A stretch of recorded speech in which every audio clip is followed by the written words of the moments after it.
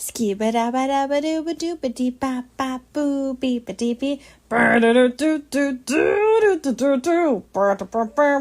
Yeah. Hello, folks, and welcome to another episode of Financial Fitness with Patrick, presented by Soaring Prophets Media, of course. And again, a fantastic guest this week, talking about some really interesting moves in the market.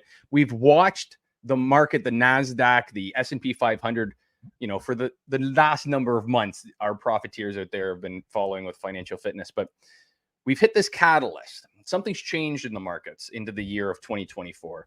We've watched the analysts watch Apple, where we've now downgraded twice by two different institutions. We're seeing massive pullbacks. We've seen almost a 10% pullback from all-time highs in the NASDAQ. Where do we go from here? Is our money safe in the markets? What's our next move? And I think this goes perfectly into our guest tonight, Deb Curtis, who is an individual that I've had the pleasure of commenting a great deal on your show. Your show is titled Headbands and Handkerchiefs, with yourself, Deb, and Richard Parker, your host, your co-host with you.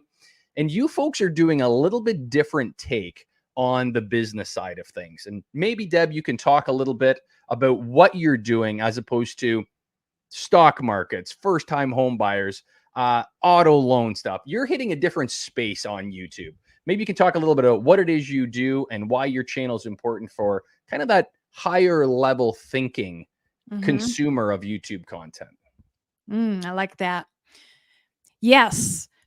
Headbands and Handkerchiefs. Richard Parker is a co-host with me, and we met each other on LinkedIn, of all places, just from posting education about individuals that are aspired to be a small business owner, but don't want to deal with starting up something from ground zero.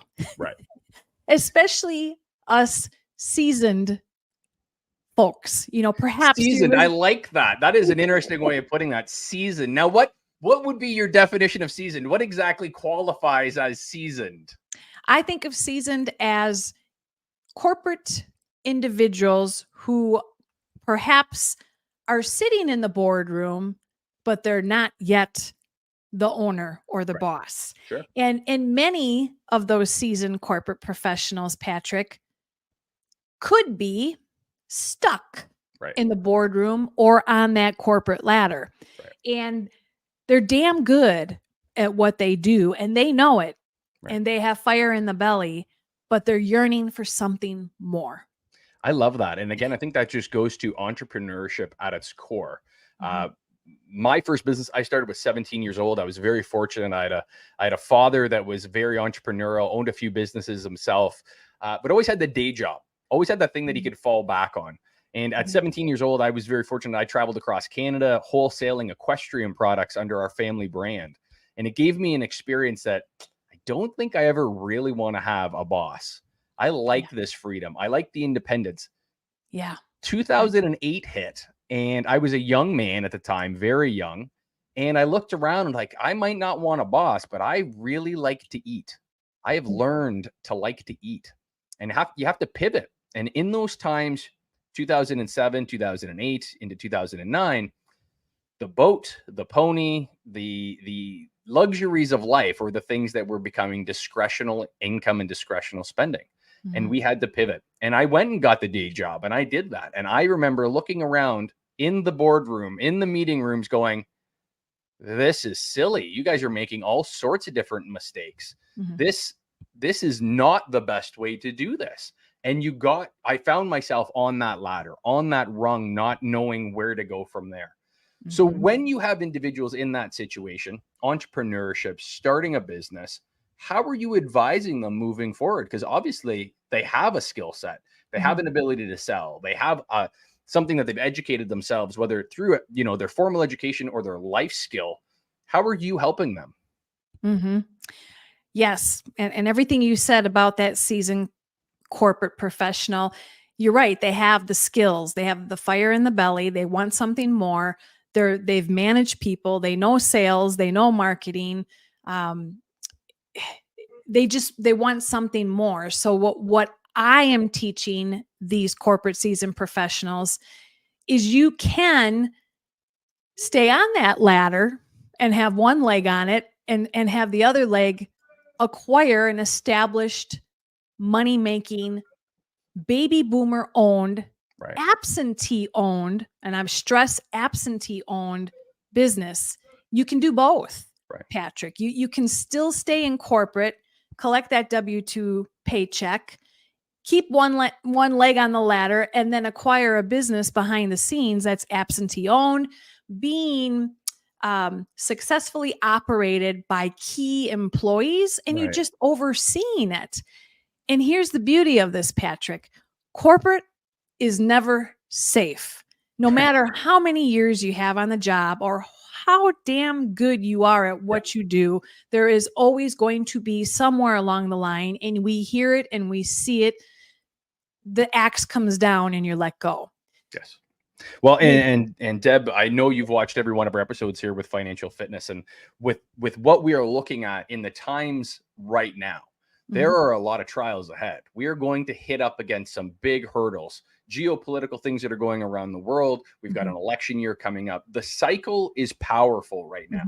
And when you're able to diversify, and that's what it sounds like you're advising people to do, is diversifying revenue streams.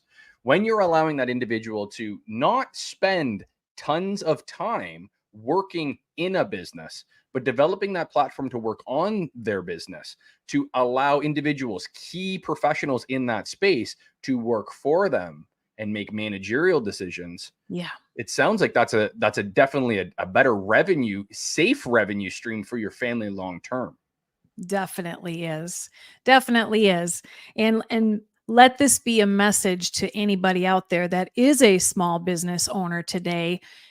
In order for it to be valuable for that eligible buyer, you have got to learn to get out of your own way and allow delegate it to your people. There's value, intangible value with those key employees, and that's what will sell your business.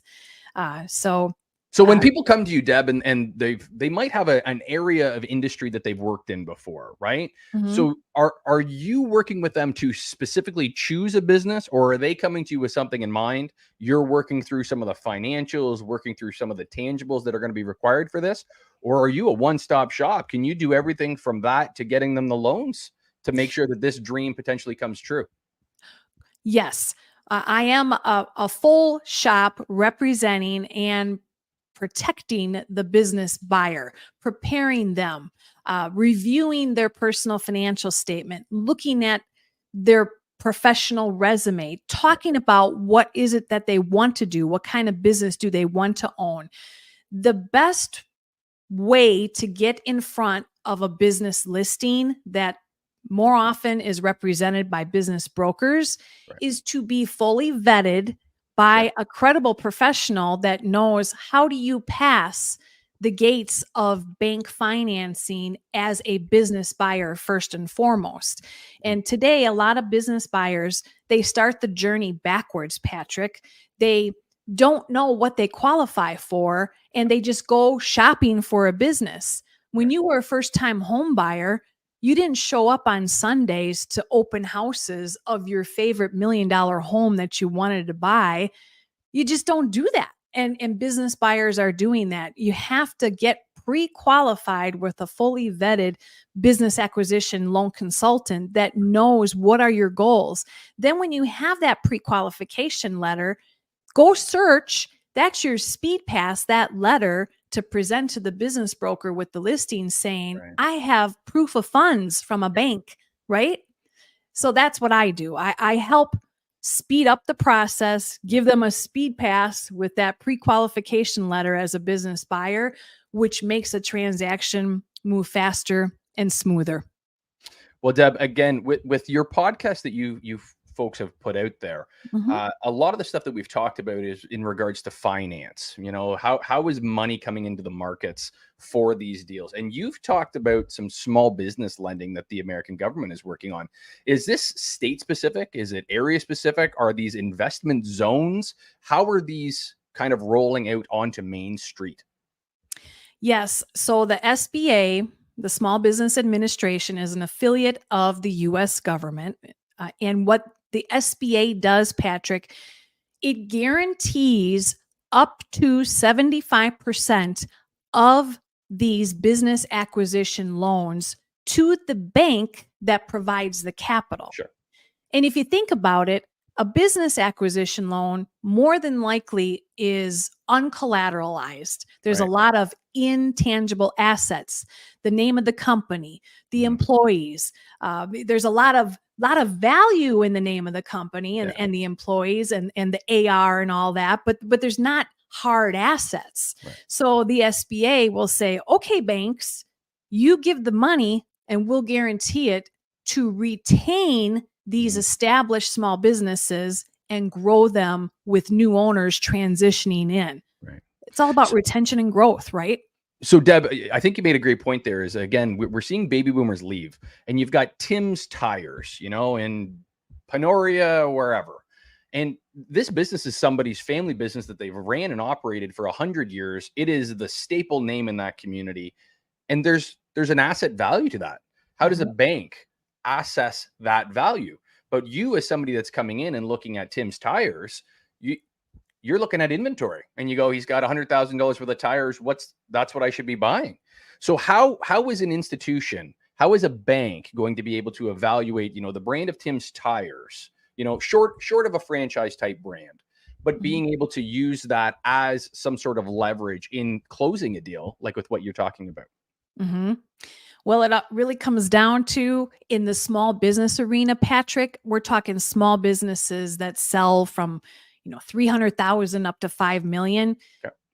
The cash flow is what matters most. The historical business cash flow that's reported to the IRS. Yes, Tim's name is really important. And some of my business buyers, they will keep that name because that name is admired in the community. Right. But when it comes down to the valuation, what did Tim report as profits? And is there enough net cash flow to afford Tim to purchase, not Tim, the buyer to purchase Tim's business plus working capital and all of the extras? Right. So value-wise, yes, there's a lot of intangible value in Tim's Tires, but it really comes down to the net cash flow of that business. That's So staying on Tim's Tires, because I know we've loved the name. We're probably going to open up a few franchises, you and myself. It'll be big in the Midwest, I'm sure. Tim's there Tires. You go. Right? Yes. But when you folks end up into a deal, you've got Tim's Tires and you're talking about cash flow, right? Mm-hmm. The deal that we end up with is probably very different from what Tim is looking for himself, because Tim, as a baby boomer, might be taking a $250,000 a year salary out of this. So Right. how are we negotiating that, looking at the cash flow revenue streams, and then position that into a purchase price? What is the value when we're assessing these smaller businesses? Because again, if it is even cash flowing for what the IRS is looking at, a lot of people like those write downs. They might have a wife that's working. They might have somebody else in the family that they're using this business as almost like a loss leader for tax sheltering.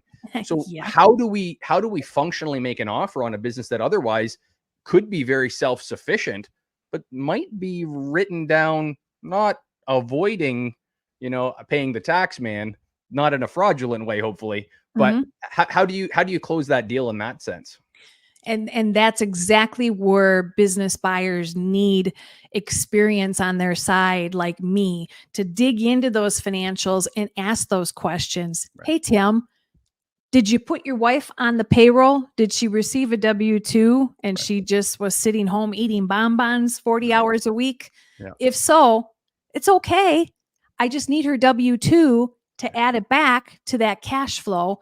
And the third-party business valuation company, Patrick, they're going to want to see that too, because now that money, her money, is added back to the cash flow, and cash flow equals the business valuation, right? Absolutely. It's going to bump that up. Now, if the wife did work for Tim's Tires, and when the business sells, she's probably going away. She's not going to let her husband sell the business and keep working. But once in a while, that does happen, actually. She's so sick of him, she's trying to get him on a fishing boat somewhere. Yeah. But that's where we have to put the puzzle pieces together. Does the new buyer need his wife to work, and do we have to pay her a salary? And, Right. there's so many different puzzle pieces to look at to determine how do we get there? How do we get to that loan approval? It's never black and white with each transaction. There's no doubt they're all different. Mhm. But I truly believe, just like when you go to the store and you buy a $1,000 puzzle piece, you find a way to put it together. It might Right. take time, but we find a way to put it together. Right. So Deb, you're dealing with Tim's Tires. You're dealing with, I imagine, as well, franchise purchases.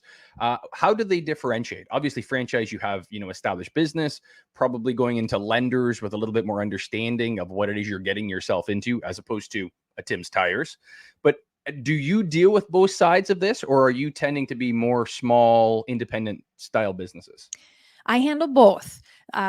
Just the straight up mom and pop businesses, non-franchise, they have their own procedures in-house.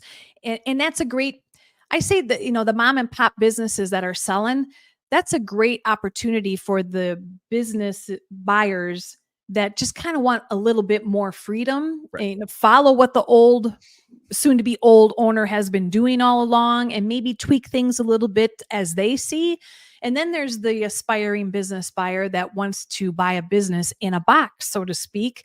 And that's the resale of established franchise locations. Right. And I handle both, but we have to be very careful looking at both buyers. Are they a fit? And there's a lot to look at with the franchisor rules, Right. and in addition, the franchisor reputation. Right. And that we look at that as SBA underwriters and lenders.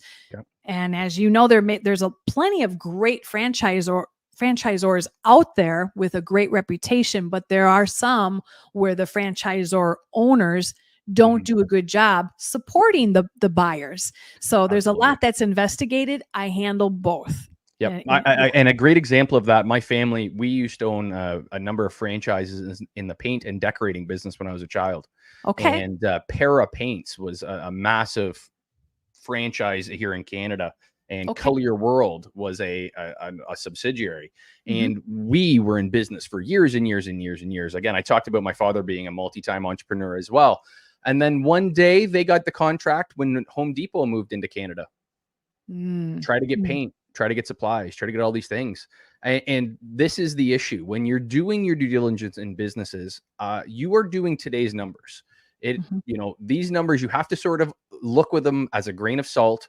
Everything that is in them is likely a little bit airbrushed. You need someone to have your back and have your best interest in mind, especially when you're putting down large sums of money that could be, the generational wealth that you hope to pass on. And Mhm.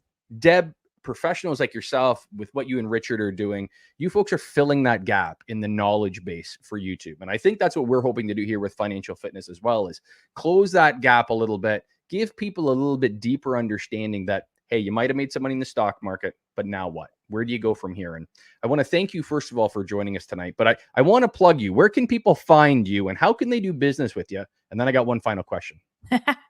Well, my favorite social media platform of choice is LinkedIn. And my handle on LinkedIn is Business Buyers Ally, or just look for Deb Curtis and you'll find me. And my YouTube channel is rather new, so any kind of support I can get on that would be great.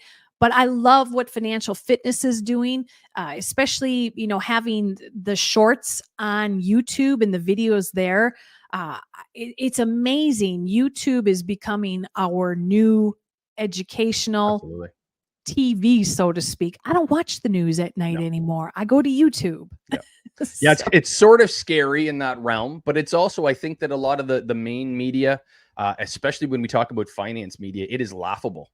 yeah. It is laughable. We look at individuals like Jim Cramer, who for years were the Bulls and the Bears, and he had all the crazy stuff. That man can literally come out at 9 o'clock in the morning and say that Apple's going to the moon. We're going to make $1 billion this afternoon, and Apple would be bankrupt in the afternoon. Like, it is wild how farcical so many of these mainstream media advisors are.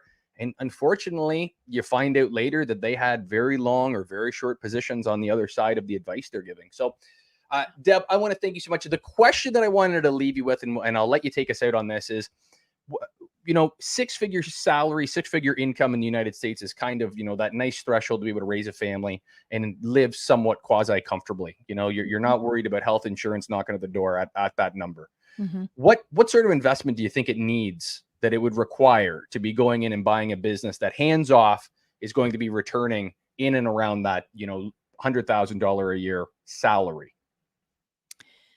What kind of business size? What kind of Yeah. investment Yeah. for this seasoned corporate professional we talked about earlier? Right.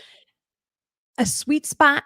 If you want to earn $100,000 salary and take over an established money-making business, a sweet spot would be $500,000 to $1.5 million.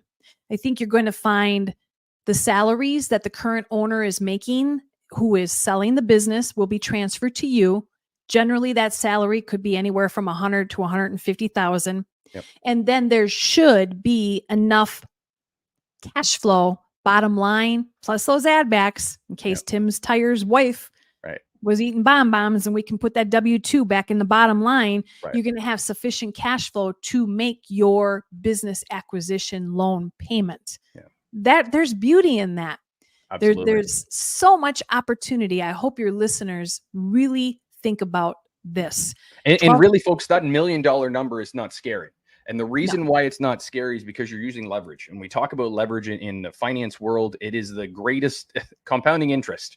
It's the ninth wonder of the world. When you're put into a position where you can use somebody else's money, even in these high interest rates that we're dealing with right now. If I was Deb and I, here's the, crazy question. If I was going to give you $1 million in debt, but you're going to promise me a 10% return on that. If I told you that it was going to cost you 4 or 5 or 6%, you'd go, okay, I'm making 4, right? I'm going to turn that around.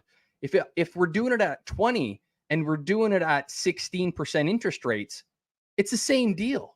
Right. It's the same deal. And I think people right now are so in their head, they're stuck, and they need professionals like yourself that can work through that and say 10% on that money. Who cares if you're getting a 6% return? If you're paying 6% and you're only getting 2%, you got a problem. Mm-hmm.